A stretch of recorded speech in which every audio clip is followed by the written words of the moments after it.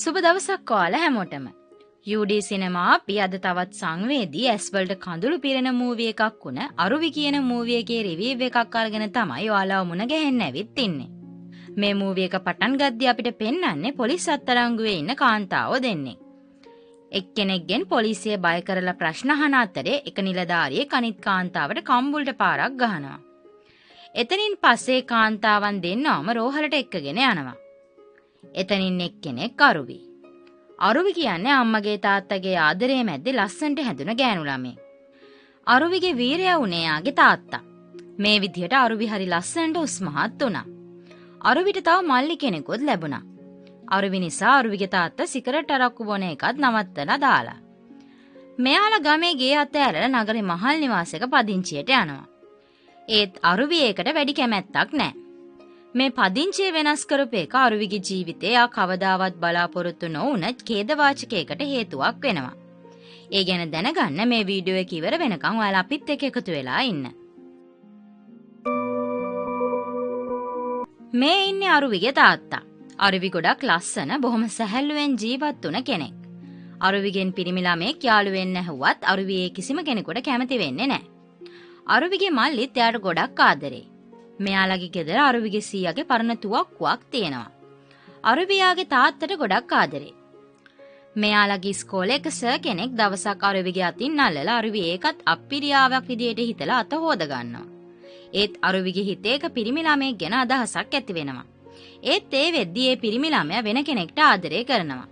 මේකට අරුවිගේ හිත හොඳටම රිදෙනවා. අරුවිගේ කොලෙජ් එකේ හොඳම යාළුවා ජෙසි. ජෙසීට ඉන්නේ යාගේ තාත්තා විතරයි. ජෙසී ගොඩක් සමාජශීලී කෙනෙක්. එයා බොන්න පවා පුරුදු වෙලා ඉන්නේ. ඒත් අරුවිට ඒ දේවල් අමුතු දේවල්. ජෙසීගේ තාත්තා ගොඩක් හොඳ කෙනෙක් වගේ පේන්නේ. අරුවි ජෙසී එක්ක හරිම සතුටින් කාලය ගත කරනවා. දවසක් අරුවි ස්කූටි එකේ ජෙසී එක්ක පාරේ යද්දි ස්කූටි එක පෙරලිලා අරුවිගේ තොල තුවාල වෙනවා. ජෙසී එතන තියෙන තැඹිලි කඩේකින් තැඹිලි ගෙඩියක් මේ වෙලාවේ අරගෙන අරුවිට දෙනවා. ඒ බටේ තිබිලා මොනවා හරි දෙයක් අරුවිගේ තුවාල වෙච්ච තොලේ ගෑවෙනවා. අරුවිට තුවාල දැවිල්ලක් වගේ දැනෙනවා. මෙතනින් එහාට අරුවිටවත් හිතාගන්න බැරි දේවල් වෙනවා. අරුවිට නිතරම වමන යන්න පටන් ගන්නවා. පේන විදියට නම් අරුවි ගැබ් අරගෙන. මේ ගැන අරුවිගේ ගෙදර අය අරුවිගෙන් ඇහුවත් අරුවි කියන්නේ යා කිසිම දෙයක් දන්නේ නැහැ කියලා. අරුවිගේ තාත්තා ආපහු බොන්නත් පටන් ගන්නවා. අරුවි කොච්චර දේවල් කිව්වත් ගෙදර අය යාව විශ්වාස කරන්නේ නැහැ. අරුවිට දරා ගන්න බැරිම දේ තාත්තා යාව විශ්වාස නොකරන එක. මේ දේවල් නිසා අරුවි ජෙසී එක්ක එකතු වෙලා බොන්නත් පටන් ගන්නවා. එයාට ගොඩක් ආදරය කරපු මල්ලිත් අරුවිව ගණන් ගන්නේ නැති වෙනවා. එයාගෙන මල්ලිට බොරු කිව්වා කියලා අරුවි අම්මටත් ගහනවා. මේ වෙලාවේ අරුවිගේ තාත්තා අරුවිට කියනවා වෙන කෙනෙක් වගේ නම් වැරද්දක් නොකර කට්ටිය විශ්වාස නොකරද්දි බෙල්ලේ වැල දා ගන්නවා අරුවි වගේ එකට එක කිය දඟලන්නේ නැහැ කියලා. අරුවිගේ තාත්තා අරුවිට ගෙදරින් යන්න කියලා කියනවා. අරුවි ඒ වෙලාවෙම ගෙදරින් එළියට බහිනවා. අරුවි නවතින්නේ ජෙසීගේ ගෙදර. මෙහෙට ආවට පස්සේ අරුවි සිගරට් අරක්කු දෙකම බොන්න පුරුදු වෙනවා. ජෙසීගේ තාත්තා එක්කම මෙයාලා බොනවා. ඒත් ටික දවසකින් අරුවි ජෙසීගේ ගෙදරින් ගිහින් බෝඩිමක නතර වෙනවා. එතනදි තමයි අරුවිට එමිලිව මුණ ගැහෙන්නේ. එමිලි තමයි අරුවිව ගාමන්ට් එකක වැඩට දාන්නේ. එමිලි කියන්නේ ට්‍රාන්ස්ජෙන්ඩර් කෙනෙක්. ඒත් මේ දෙන්න ගොඩක් හොඳ යාළුවෝ වෙනවා. මේ අතරේ ගෙදරින් අරුවිට කෝල් කරලා කියනවා තාත්තට බයිපාස් එකක් කරන්න සිද්ධ වෙලා ඒකට රුපියල් ලක්ෂයක් ඕනේ වෙනවා කියලා. අරුවි අඬ යාගේ බොස්ගෙන් රුපියල් ලක්ෂයක් ණයට ඉල්ලනවා. බොස් අරුවිට සල්ලි දෙන්න කැමති වෙනවා වගේ තමයි අපිට පෙන්වන්නේ. අරුවි යාට හොයාගන්න පුළුවන් වෙච්ච සල්ලි ටිකත් එයාගේ මල්ලිට ගිහින් දීලා තාත්තව බලලා යන්නද කියලා අහනවා. ඒත් මල්ලි අරුවිට බැනලා එලව ගන්නවා. ඊට පස්සේ අපිට පෙන්නනවා අරුවි එමිලි එක්ක සල්ලි මිටියක් දිහා බලාගෙන hina වෙනවා. ඊට පස්සේ මේ දෙන්න යාලා ආස කරන ගොඩක් තැන්වලට ගිහින් විනෝද වෙනවා. දවසක් අරුවිට යාව ඉස්කෝලේදී අතින් අල්ලපු සර්ව මුණ ගැහෙනවා.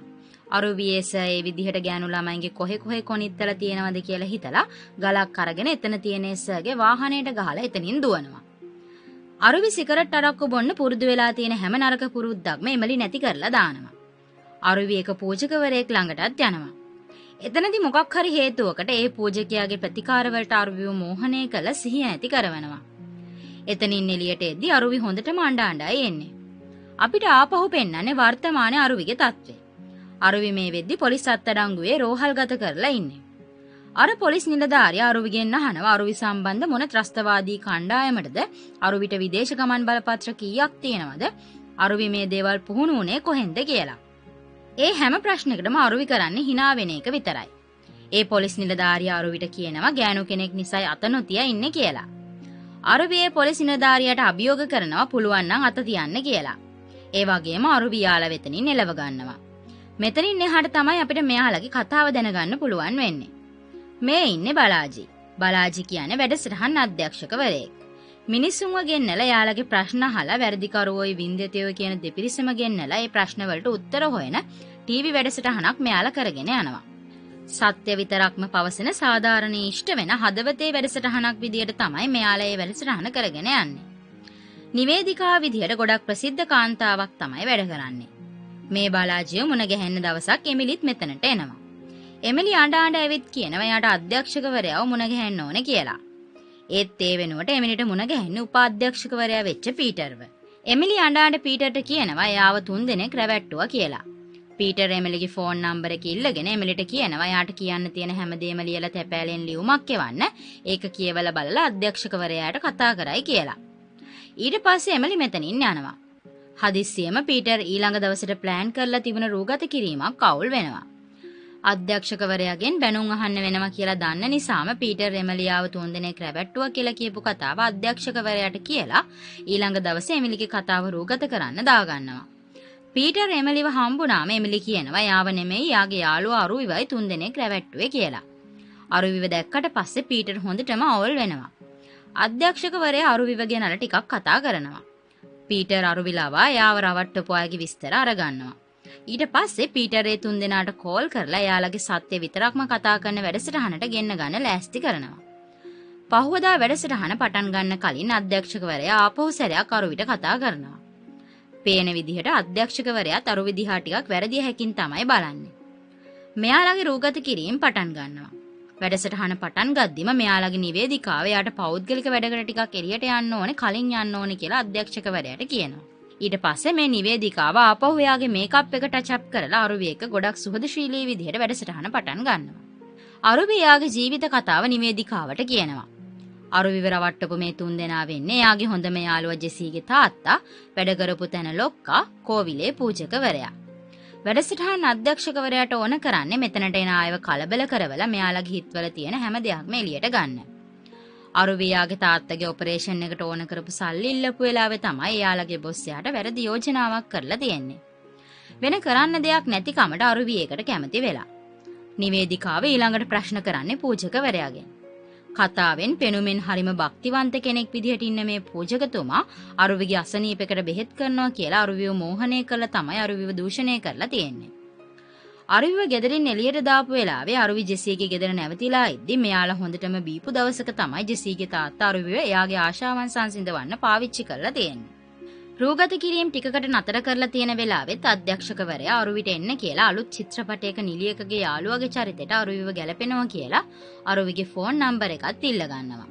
පේන විදිහට අධ්‍යක්ෂකතුමත් ලෑස්ති වෙන්නේ අරුවිගේ අසරණ කමින් ප්‍රයෝජන ගන්න. නිවේදිකාව අරුවිගෙන් මේ 3 දෙනාව පොලිසියට අල්ලලා දෙමුද කියලා ඇහුවාම අරුවි කියනවා කිසිම දෙයක් කරන්න ඕන නෑ. මේ අය කරපු වැරද්ද යාලා පිළි අරගෙන අරුවිගෙන් සමාව ඉල්ලුවා නම් මේ ඇති කියලා. සමාව ඉල්ලන්න අරුවිගේ බොස් පොඩ්ඩක්වත් කැමති වෙන්නේ නැහැ. ඒ ජෙසීගේ තාත්තා ඒ වෙලාවෙම අරුවිගෙන් සමාව ඉල්ලනවා. නිවේදිකාව අරුවිට කියනවා ඒ අයගෙන් අහන්න තියෙන දෙයක් දැන් කෙලින්ම අහන්න කියලා. ඒ වෙලාවේ තමයි අරුවි කියන්නේ යාට ඒඩ්ස් රෝගය තියෙනවා කියලා. එයා එක්ක ලිංගිකව ආශ්‍රය කරපු මේ 3 දෙනාටත් මේ ලෙඩේ බෝ වෙලා ඇති කියලා එයා හිතනවා කියලා. අරුවි එයාට ඒඩ්ස් කියලා ඔප්පු කරන්න ඕන වෛද්‍ය සහතිකයි එයා ගත්ත බෙහෙත් එයාගේ සමේ තියෙන රෝග ලක්ෂණ මේ හැමදේම මෙයාලට පෙන්නනවා. අධ්‍යක්ෂකවරයාගේ ඉඳන් හැමෝගෙම ඇස් උඩ යනවා මේ වෙච්ච දෙයට. අරුවි නිවේදිකාවට කියනවා පොඩි කාලේ ඉඳන්ම ප්‍රතිශක්තිකරණය අඩුයි. අවුරුදු 1කට කලින් මැලේරියාව කියලා හිතලා රෝහල්ගත වුණා. පරීක්ෂා කරලා බලලා HIV තියෙනවා කියලා කිව්වා. කොහොම බෝ වුණාද කියලා දන්නේ නැහැ. සමහර විට නොසිතූ විදියකින් බෝ වෙන්නේ නැති කියලා ડોක්ටර්ස්ලා කිව්වා කියලා. ගෙදරයි හිතලා තියෙන්නේ අරුවි කායෙක්ක හරි ලිංගිකව එකතු වෙලයි මේ ලෙඩේ බෝ කරගෙන තියෙන්නේ කියලා. මේ වෙනකල් මේ දේ දැනගෙන ඉඳලා තියෙන්නේ අරුවිගේ ගෙදර අයයි එමිලි විතරයි. කොච්චර කිව්වත් ගෙදර අය අරුවිව විශ්වාස කරලා නැහැ. අවුරුද්දක් ඇතුළත ගොඩක් ලෙඩ එන්න පටන් අරගෙන. ඊට පස්සේ තමයි අරුවිගේ ජීවිතේට මේ දේවල් සිද්ධ වෙලා තියෙන්නේ. අරුවි නිවේදිකාවට කියනවා පුළුවන් ඉක්මනට ડોක්ටර් කෙනෙක් ගෙනලා මෙයාලව පරීක්ෂා කරලා බලන්න. ඒක මෙයාලගේ ජීවිතවලට හොඳයි කියලා. මේ දේවල් කියලා අරුවි hina වෙලා මෙතනින් යනවා. කර කියා ගන්න දෙයක් නැතුව අසරණ වෙලා ඉන්න මෙයාලගේ මූණු දැකලා අරුවිට අමුතු විදිහේ සතුටක් දැනෙනවා. වැරදිකාරයෝ 3 දෙනාට ඒඩ්ස් බෝ වෙලාද කියලා පරීක්ෂා කරන්න channel එකට වෛද්‍ය කණ්ඩායමකුත් ගෙන්නනවා. පරීක්ෂණ වලින් ටික වෙලාවකට පස්සේ අධ්‍යක්ෂකවරයා දැනගන්නවා අරුවි බරපතල ඒඩ්ස් රෝගියෙක් වුණත් අර 3 දෙනාගෙන් කිසිම කෙනෙකුට අරුවිගෙන් ඒඩ්ස් බෝ වෙලා නැහැ කියලා. ඒකට හේතුව විදියට ડોක්ටර් හිතන්නේ මේ වෙලාවේ යාලා ආරක්ෂිත විදියට ලිංගිකව එකතු වෙලා ඇති. ඒඩ්ස් බෝ වෙන්න ඇඟේ පොඩි සීරීමක් හරි තියෙන්න ඕනේ. ඒත් එයාලගේ හොඳ වෙලාවට එහෙම දෙයක් වෙලත් නැහැ කියලා. ඒත් අධ්‍යක්ෂකවරයා දැන්මම මේ ගැන යාලට කියන්න කැමති වෙන්නේ නැහැ. එයා පීටර්ටත් කියනවා මේ ගැන කාටවත් කියන්න එපා කියලා. ආපහු රූගත කිරීම පටන් ගන්නවා. මේ වෙද්දි නිවේදිකාව අරුවි එක තරහින් ඉන්නේ. අරුවි හිතාමතාම මේ දේවල් කරලා තියෙන්නේ අරුවිට තියෙන්නේ මානසික ලෙඩක්.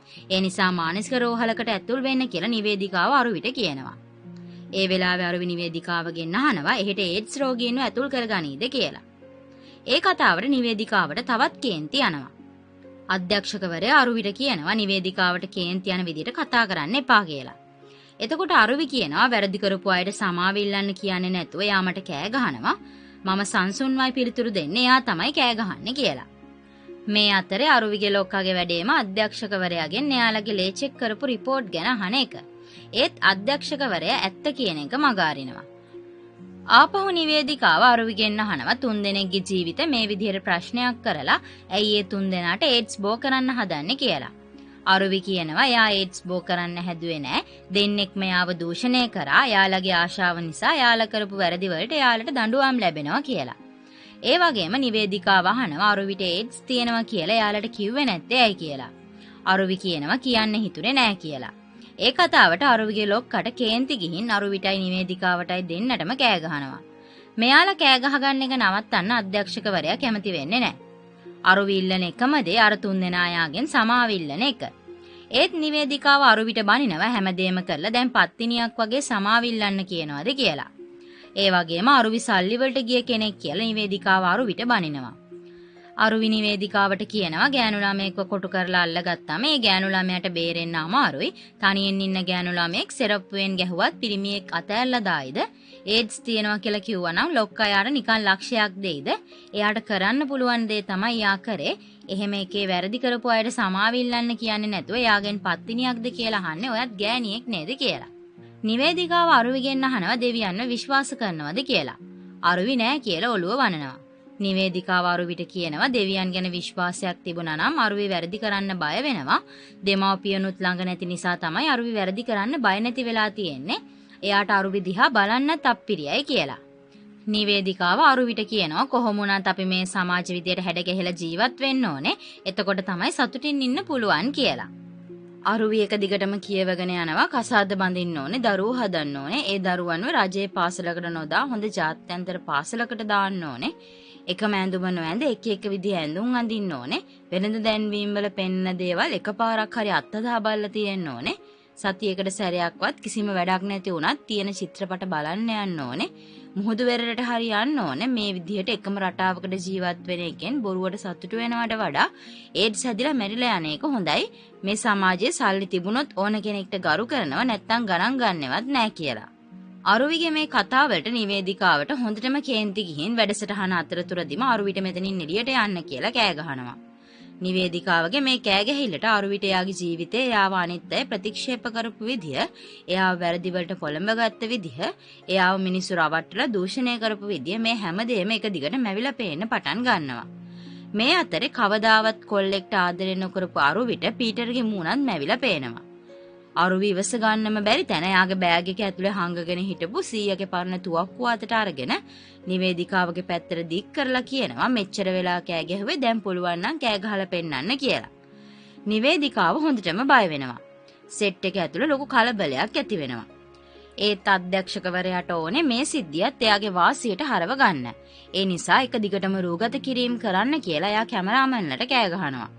අධ්‍යක්ෂකවරයාගේ මේ කලබලය නිසාම අරුවි තුවක්කුවේ පළවෙනි වෙඩිල්ල අධ්‍යක්ෂකවරයාගේ අතට තියෙනවා. ඊට පස්සේ සෙට් එකේ තව තැන්වලට වෙඩි තියෙනවා. හැමෝම හොඳටම බය වෙනවා. අරුවි එමිලිට කියනවා එළියේ ඉන්න සිකියුරිටි ගේ ඉඳන් හැමෝම ඇතුළට අරගෙන දොරවල් ලොක් කරන්න කියලා. එමිලි අරුවි කියන දේවල් කරත් අරුවිගේ මේ වැඩවලට එමිලිත් හොඳටම බය වෙලා ඉන්නේ. අරුවි රෙද්දක් බිමට දාලා හැමෝටම එයාලගේ හැඳුනුම්පතුයි දුරකථනයි ඒකට ගෙනත් දාන්න කියලා එතන පිරිමි ළමයෙක්ට කියනවා ඒ ටික ගැට ගහන්න කියලා. අරුවි ඒ ටිකත් අරගෙන එමිලිට තුවක්කුව දීලා කට්ටියව බලන්න කියලා ග්‍රීන් රූම් එකට ගිහින් කල්පනා කරනවා. ආපහු ටිකකින් ඇවිත් ඒ අල්ලන පිරිමි ළමයාට කොළ වගයක් දීලා ඒකේ ආව දූෂණය කරපු අයට දෙන්න කියලා කියනවා. අරුවි ඒ තුන්දෙනාට කියනවා එයාලට ඒඩ්ස් නෑ ඒත් අධ්‍යක්ෂකවරයයි පීටරුයි ඒ ගැන එයාලට නොකිය හංගගෙන හිටියා කියලා. අරුවි අධ්‍යක්ෂකවරයටත් කියනවා ඔයාට අනිත් අයගේ ජීවිත වලින් වැඩක් නෑ හැම දෙයකින්ම Tamanට වාසි වෙන කොටස ගැන විතරයි හිතන්නේ කියලා. අරුවි නිවේදිකාවට කියනවා මේ ලෙඩේ කැක්කුම එයා හොඳට දන්නවා මේ ලෙඩේ හැදුන කෙනෙක් ලේසියෙන් එක තව කෙනෙක්ට බෝ කරන්න හිතන්නේ නෑ එයාට ඕන උනේ ඒ අය කරපු වැරද්දට හැමෝම ඉස්සරහා යාගෙන් සමාව ඉල්ලන එක විතරයි ඒත් හිතපු නැති විදියට හැමදේම අවුල් වුණා කියලා. තව අරුවි හැමෝටම කියනවා යාට ඒඩ්ස් කියලා කිව්වම හැමෝම යාව පහත් විදියට සලකපු නිසා තමයි යාට කේන්ති ගියේ. මේ ලෙඩේ එච්චර දරුණු එකක් නෙමෙයි දියවැඩියාව හෘදයාබාධ වගේ තමයි. ඒත් මේ රෝගය ලොකු ව්‍යාපාරයක්. දවස ගානේ ඒ අයට කෝටි ගණන් සල්ලි එන්න ඕනේ නම් මේ ලෙඩේ නැති වෙන්න හොඳ නෑ. රෝගීන් විතරයි මැරෙන්න ඕනේ. එතකොටයි එකෙන් සල්ලි හම්බ කරන්න පුළුවන්. දැන් හැමෝටම එයාලගේ ෆෝන් ID කාඩ් අරගෙන යන්න පුළුවන්. එයාලට කරදර කරන්න අරුවිට අවශ්‍යතාවයක් නෑ කියලා. අරුවි මෙතනින් පාඩුවේ යන්න හදද්දි අරුවිගේ ඔෆිස් එකේ ලොක්කා අරුවි පිස්සියෙක් කියලා කෑ ගහනවා. එයා අරුවි ළඟ තියෙන තුවක්කුව උදුර ගන්න අරුවිට හොඳටම ගහනවා. එමිලියාව නවත්තන්න හැදුවත් එයා එමිලිවත් තල්ලු කරලා දාලා එමිලිටත් ගහනවා. අරුවි එමිලිව බේර ගන්න එතන තියෙන යකඩ බටයක් වගේ එකක් අරගෙන ලොක්කට ගහනවා. ඊට පස්සේ බෑග් එකේ තියෙන තුවක්කුව අරගෙන වෙඩි තියන්න හදනවා. අරුවි ගොඩක් අමාරුවෙන් කහින ගමන් ලොක්කගෙන් අහනවා ඕන කමින් මේ දේවල් කරේ නෑ සමාවත් ඉල්ලුවනේ කිසිම අනුකම්පාවක් නැතුව මේ විදියට ගහන්නේ ඇයි කියලා. අරුවි ලොක්කට කියනවා අරුවි යාට වෙඩි තියන්න බය නෑ මොකද අරුවිට නැති වෙන්න දෙයක් නෑ කියලා. මෙතනින් පස්සේ තමයි අරුවි යාට ඕන විදිහට මෙතන ඉන්න අයව පාලනය කරන්න පටන් ගන්නෙ. අරුවි ලොක්කට නැගිටින්න කියලා කියනවා. එයා අරුවිව මොන දෙයක් කරලා හරි අඬවන්න ඕනේ. එහෙම කරන්න බැරි වුණොත් එයා ලොක්කට වෙඩි තියනවා කියලා. අරුවි තුවක්කුවට අලුත් උණ්ඩක් දාගෙන එතන තිබුණ ටයිමින් වොච් එකකුත් අරගෙන ලොක්කට කියනවා විනාඩි 5ක් දෙන්නම් එයාව අඬවන්න නැත්තම් මැරෙන්න ලෑස්ති වෙන්න කියලා. එතන අනිත් කට්ටිය මේ ලොක්කට බනිනවා පාඩුවේ යන්න ගියපු කෙනාගේ තරහ අවුස්ස ගත්තා කියලා. ලොක්කක් නිකන් වෙලාව ගන්න නිසා අරුවි එතන තියෙන ලෑලි බිත්තියකට වෙඩි තියනවා. ඒ සද්ද එළියේ ඉන්න මිනිස්සුන්ටත් ඇහෙනවා.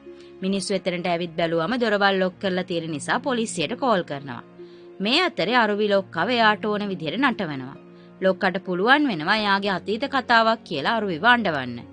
මේ අතරේ පොලිසියට ආව පැමිණිල්ලට සිවිල් කණ්ඩායමක් ඇවිත් මේ ගොඩනැගිල්ල වට කරලා ඔත්තු බලනවා. මේ අතරේ අරුවි බෝතලයක් මේසුඩ තියලා තේ අල්ලන පිරිමි ළමයට කියනවා ඒක කරකවන්න කියලා. ඒක හැරෙන පැත්තේ කෙනාට අරුවි කියන දේ ඒ කෙනා කරන්න ඕනේ. පළවෙනි පාර වැරදුනොත් පැත්තකට වෙඩි තියනවා. දෙවෙනි පාරත් වැරදුනොත් නම් ඔළුව කුඩු වෙන්න තියෙනවා කියලා අරුවි හැමෝම බය කරනවා. මැරෙන්න තියෙන බයට හැමෝම අරුවිට මැඩම් කිය කතා කරලා අරුවි කියන දේවල් කරනවා. හත්වරක් චක්කරේ කියන්න වචන නොකිය රංගපෑමෙන් චිත්‍රපටියක නමක් හොයාගන්න වගේ දේවල් මෙයාලට කරන්න වෙනවා. නිවේදිකාවට කලින් යන්න ඕනේ කියලා අරුවිට කිව්වම හැමෝටම තේ හදලා අරන් එන්න එතකොට යන්න දෙන්නම් කියලා අරුවි කියනවා.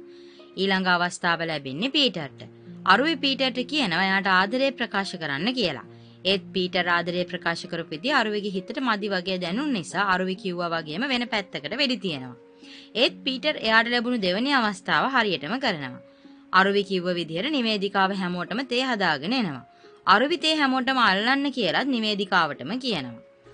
ආපහු නිවේදිකාව ඇවිත් යන්න ඇහුවම අරුවි නිවේදිකාවයි ලොක්කවයි මුරකාරයවයි තියලා තවත් චිත්‍රපටයක් රඟපාන්න කියනවා. ඒ අතරතුර එමලි අරුවිට කියනවා පොඩ්ඩක් ඇවිත් එළිය බලන්න කියලා. අරුවි ඇවිත් බැලුවම දකිනවා පොලිසියෙන් යාලා ඉන්න ගොඩනැගිල්ල වටේම ඉඳන් ඔත්තු බලනවා. අරුවි හොඳටම කලබල වෙනවා. අරුවි තේ අල්ලන පිරිමි ළමයාගෙන් පල්ලෙහා තැබෑරුමක කෙනෙක්ගේ ෆෝන් නම්බර් එකට කෝල් එකක් ගන්නවා. තැබෑරුමේ කෙනා ඒ කෝල් එක පොලිසිය කෙනෙක්ට දෙනවා. අරුවි පොලිසිය කෙනාට කියනවා ඇතුලේ 20 දෙනෙක් විතර ඉන්නවා. ෆිල්ම් වල වගේ දොරවල් කඩාගෙන ඇතුලට එන්න හැදුවොත් තියෙන අඩියක් ගන්න එක එක්කෙනා මැරෙයි කියලා. දැන් මේ සිද්ධිය මුළු රටේම අවධානයටපත් වෙනවා. පොලිසිය මාධ්‍යමය හැමදේම මේ ගැන හොයන්න පටන් ගන්නවා. 1996 ත්‍රස්තවාදී කණ්ඩායමක් අල්ලන්න ගියපු නායකයෙක්ව මේ මෙහියුමේ ප්‍රධානියා විදියට පත් කරනවා. අරුවිගේ මේ සෙල්ලම ලොකු ත්‍රස්තවාදී ක්‍රියාවක් විදිහට සමාජයට යනවා. මේ ගැන මාධ්‍ය නාලිකා හරහා බොරු ආරංචි ගොඩක් ප්‍රචාරය වෙනවා. පොලිසියෙන් මෙහෙයුමට පත් කරපු විශේෂ නිලධාරියාත් මෙතනට එනවා. ඒ නිලධාරියා අරුවි කතා කරපු නම්බර් එකට කෝල් කරලා අරුවිට කියනවා එයා කවුද කොහෙන්ද කියලා මොනවත් අහන්න යන්නේ නැහැ. ඇතුලේ හැමෝම ආරක්ෂිතද, කී දෙනෙක් මැරිලාද, කී දෙනෙක් පණ පිටින් ඉන්නවද කියලා දැනගන්න ඕනේ කියලා. අරුවි කියනවා 20 දෙනාම ආරක්ෂිතව ඉන්නවා කියලා. ඒත් තව ප්‍රශ්න අහද්දී අරුවි කෝල් එක කට් කරලා දානවා. මේක හැමෝටම විසඳන්න අමාරු සංකීර්ණ ප්‍රශ්නයක් බවට පත් වෙනවා. අරුවි ජනේල ළඟට ඇවිත් ආපහු ඒ නිලධාරියට කතා කරලා කියනවා එයාගේ නම අරුවි, එයා ත්‍රස්ත කණ්ඩායමක කෙනෙක් නෙමෙයි, එයාට කිසිම පෙළඹවීමක් නැහැ, ඇතුලේ කිසිම කෙනෙකුට කිසිම ප්‍රශ්නයක් නැහැ, එයාට එක දෙයයි ඕනේ, තව ටිකකින් ඒක කියන්නම්, ඒක ඉෂ්ට කරන්න, ඊට පස්සේ පැය භාගකින් එයාම ඇවිත් බාර වෙන්නම් කියලා. අරුවි මේ විදිහට ජනේල ළඟ ඉඳන් කතා කරන ෆොටෝ අරන් මාධ්‍යවේදීන් channel වල දානවා. එමලි ඇවිත් අරුවිට කියනවා එයාට බය හිතෙනවා කියලා. අරුවිගේ ලොක්කා ඇවිත් අරුවිට කියනවා ගිහින් පොලිසියට බාර වෙන්න, පොලිසිය ඇතුළට ආවොත් වෙඩි තියලා දායි කියලා. ඒත් අරුවියාට කියනවා පොලිසිය වැඩිම වුණොත් එයාව හිරේ දායි, ඒත් එයා ඒඩ්ස් රෝගියෙක් නිසා හිරේ දාන්නත් බෑ, ડોක්ටර්ස්ලා යටතේ කැම්ප් එකේ තියාගන්න විතරයි පුළුවන් කියලා. අරුවි තේ අල්ලන පිරිමි ළමයාට කියනවා ටීවී එක දාන්න කියලා. මේ වෙද්දි අරුවි ගැන හැම විස්තරයක්ම නිවුස් වල පළ වෙලා. පොලිසියෙන් අරුවිගේ ගෙදරටත් ඇවිත් මේ ගැන මාධ්‍ය වලින් ප්‍රශ්න කරන හැම කෙනෙක්ම වගේ කියන්නේ අරුවි මේ කරන දේ වැරදි, අරුවිට උපරිම දඬුවම් දෙන්න ඕනේ කියලා. මෙතනට පොලිසිය වගේම හමුදාවේ වාහනයකුත් එනවා. ටික වෙලාවකින් අරුවිගේ තේ අල්ලන පිරිමි ළමයා එළියට එනවා. හමුදාවෙන්නේ පිරිමි ළමයාව පරීක්ෂා කරලා අර නිලධාරියා ළඟට යවනවා. ඒ නිලධාරියා පිරිමි ළමයාගෙන් ප්‍රශ්න අහද්දී ආයේ නිලධාරියාට කියනවා අරුවි මැඩම් කෝල් එකේ ඉන්නේ, සර්ට දෙන්න කියලා කොල කෑල්ලක් දුන්නා කියලා. මෙයාලා ඒක කියවනවා. ඒක කෑම ලැයිස්තුවක්. ඇතුලේ ඉන්න අයට කන්න කෑම, බීම, බියර් වගේ දේවල් ඒකේ ලියලා තියෙනවා. අරුවි අනිත් කට්ටියටත් කියනවා තව ටිකකින් කෑම ආවම හැමෝටම කාලා ගෙදර යන්න පුළුවන්, එයාලා පොලිසියට බාර වෙනවා කියලා. අර පිරිමි ළමයා හැමෝටම කෑම අරගෙන ආපහු එනවා. මේ අතරේ අර නිලධාරියා ඇතුළට යන්න සැලැස්මක් හදනවා. ඒත් අරුවි කට්ටිය එක්ක කාලා බීලා ගොඩක් විනෝද වෙනවා. අනිත් අයත් ඒ වගේම සතුටු වෙනවා. අරුවි එක්ක ෆොටෝසුත් ගන්නවා. පොලිසියෙන් හිතන්නේම මේක ත්‍රස්තවාදී කණ්ඩායමක වැඩක් කියලා. හමුදාවේ උදව් ඇතුව මෙයාලා ඇතුළට යන්න හදද්දී අරුවි ඇවිත් පොලිසියට බාර වෙනවා. දරුණු ත්‍රස්තවාදියෙක් අල්ලගන්න විදියට හමුදාවෙන් අරුවිව ගැට ගහලා අරගෙන යනවා. මේ වෙද්දී අරුවිගේ නහයෙන් ලේත් ඇවිත් එයා ටිකක් අමාරුවෙන් ඉන්නේ. පොලිසියෙන් ඇතුලේ හිටපු අනිත් අයගෙනුත් ප්‍රශ්න කරනවා. පොලිසියට ගියාට පස්සේ අර නිලධාරියා අරුවිට කම්බුල් පාරකුත් ගහනවා. අරුවි හිතපු විදියට අරුවිව කැම්ප් එකේ රෝහලකට ඇතුළත් කරනවා. අරුවිව දූෂණය කරපු අයත් පොලිසිය ඉස්සරහා යාලා කරපු වැරදි පිළිගන්නවා. අරුවිගේ ඇඟේ ශක්තිය ටික ටික නැති වෙන්න පටන් ගන්නවා. ඒත් එමලි වෙනද වගේම අරුවි ළඟින්ම ඉන්නවා. දවසින් දවස අරුවි දුර්වල වෙනවා. අරුවිගේ ඇස් ඉස්සරහාම එයාගේ වටේ ඉන්න සමහර අයගේ ජීවිත නැති වෙනවා. අරුවිගේ කොණ්ඩෙත් යනවා. හරියට නැගිට ගන්නවත් බැරුව අරුවි ගොඩක් දුක් වෙනවා. අරුවිගේ හැම දෙයක්ම කරන්නේ එමලි. අරුවිගේ ලෙඩ එන්න වැඩි වෙනවා. ඇඟේ වේදනාව වගේම අරුවි මැරෙන්න ළඟයි කියලා දැනෙද්දි හිතේ වේදනාවත් වැඩි වෙනවා. අරුවිගේ ඉස්කෝලේ කාලේ යාළුවා ජෙසිත් අරුවිව බලන්න එනවා. එයාටත් අරුවි මේ ඉන්න තත්ත්වය දැකලා ගොඩක් දුක හිතෙනවා. අරුවි දවසක් එමිලිට කියනවා එයාට මැරෙයි කියලා හිතෙනවා, ඒ නිසා යාව වෙන කොහෙට හරි එක්කගෙන යන්න කියලා. ඒත් එමිලි අරුවිගේ හිත හදනවා. අරුවිට එයාගේ පුංචි කාලේ තාත්තා එක්ක ගත කරපු ජීවිතේ නිතර මතක් වෙනවා. දවසක් අරුවි එමිලිටවත් කියන්නේ නැතුව කැම්ප් එකෙන් පැනලා යනවා. අරුවි ගමේ ලස්සන පරිසරයක පොඩි පැල්පතක නවතිනවා. එයාගේ කැමරාවෙන් එයා ගත්ත ෆොටෝ ඒ දේවල් අරුවිට නිතර මතක් වෙනවා. කාත් කවුරුත් නැතුව අරුවි ගොඩක් දුක් වෙනවා. දවසක් අරුවි එයාගේ ගෙදර අයට පීටර්ට එදා යා බය කරවගෙන හිටපු අනිත් අයටයි හැමෝටම Facebook එක හරහා වීඩියෝ එකක් යවනවා. අරුවි ඒකේ කියනවා එයාලා මේක බලද්දි අරුවි පණ පිටින් ඉඳීද කියලා දන්නේ නැහැ. පොඩි කාලේ යා හුඟක් දඟයි, මල්ලි වණ්ඩවලා තියෙනවා, ගහලා තියෙනවා. එයාලා ගමේ ඉඳන් එද්දි දාලා ආපු බල්ලටත් එයා ගහලා තියෙනවා. ඉස්කෝලේ යාළුවෝ එහෙම මොනා කරනවද කියලා දන්නේ නැහැ. විවාහයක් කරගෙන දරුවෙක් හදාගන්න ආසයි. ඒ දේවල් හැර යාට වෙන කිසිම දෙයක් මතක් වෙන්නේ නැහැ. බය හිතෙනවා. මෙච්චර කල් මෙහි ඉඳලා මින් පස්සේ මෙහි ඉන්නේ නැහැ කියලා හිතෙද්දි බය හිතෙනවා. එයා කොච්චර දුක් විඳත් කමක් නැහැ. තව ටික දවසක් ජීවත් වෙන්න ආසයි. තාත්තා ළඟ නැති පාළුව එයාට දැනෙනවා. නිතරම තාත්තව මතක් වෙනවා. එයා කිසිම වැරද්දක් කරේ නැහැ. එයා ගෙදරින් ආවට පස්සේ එමිලියාව ගොඩක් හොඳට බලාගත්තා. තාත්තගෙන් වගේ එමිලිගෙන් කරදර කර කර එක එක දේවල් එයා ඉල්ලුවේ නැහැ. එයා මැරුණට පස්සේ මේ කවුරු හරි කෙනෙක් තමන්ගේ දරුවට එයාගේ නම තිබ්බොත් එයා සතුටු වෙනවා කියලා. තව අරුවි අඬ කියනවා උදේ ඉඳලා කැස්ස අදම මැරෙයි කියලා බයයි කට්ටියව දකින්න ආසයි. එයා මොනම හරි වැරද්දක් කරා නම් එයාට සමා වෙන්න කියලා. පීටරුත් මේ වීඩියෝ එක බලලා ගොඩක් දුක් වෙනවා. බලන්න යද්දි අරුවිගේ හිතේ විතරක් නෙමෙයි පීටර්ගේ හිතෙත් අරුවි ගැන හැඟීමක් තිබිලා. පීටර් අරුවිගේ ගෙදර අයටයි එදා හිටපු අනිත් හැමෝටමයි කෝල් කරලා බස් එකක් අරගෙන මේ හැමෝම අරුවිව බලන්න අරුවි ඉන්න පැල්පතට යනවා. කට්ටියව දැකලා අරුවිට කියා ගන්න බැරි තරම් සතුටක් දැනෙනවා. තාත්තව දැක්කම අරුවිට ඇඬෙනවා. එදා දවසේ යාලා අරන් ආව කෑම හදාගෙන හරිම සතුටින් මෙයාලා අරුවි එක්ක කාලය ගත කරනවා. පීටර් අරුවිට ආදරේ කියලා ලියපු කාඩ් එකකුත් දෙනවා. අරුවි ඒ වෙලාවෙත් ඒ අල්ලන පිරිමි ළමයට කියනවා බෝතලේ කරකවන්න කියලා. ඒත් මේ පාර අවස්ථාව උදා වෙන්නේ අරුවිටම තමයි. කිසිම පිරිමි කෙනෙක් එක්ක වැරදි ලිංගික සම්බන්ධයක් පවත්වලා නැතුව තියෙද්දිත් අරුවිට ඒඩ්ස් බෝ වෙලා තියෙන්නේ එදා ජෙසි එක්ක ස්කූටි එකේ යද්දි වැටුණ වෙලාවේ එතන තැඹිලි කපන කෙනාගේ අත කැපිලා ඒලේ අරුවිගේ කටේ තුවාලෙට ගෑවුණ එකෙන්. මේ වගේ ජීවිතේ අපි කවදාවත් බලාපොරොත්තු නොවන දේවල් නොහිතන විදියට සිද්ධ වෙන්න පුළුවන්. කෙනෙක් ගැන විනිශ්චයක් දෙන්න කලින් ඒ කෙනා ගැන හරියටම දැනගන්න එක ගොඩක් වැදගත්. එහෙම නැති වුණොත් වැරද්දක් නොකරපු කෙනෙක්ට උනත් නිකරුණේ දඬුවම් විඳින්න සිද්ධ වෙන්න පුළුවන්.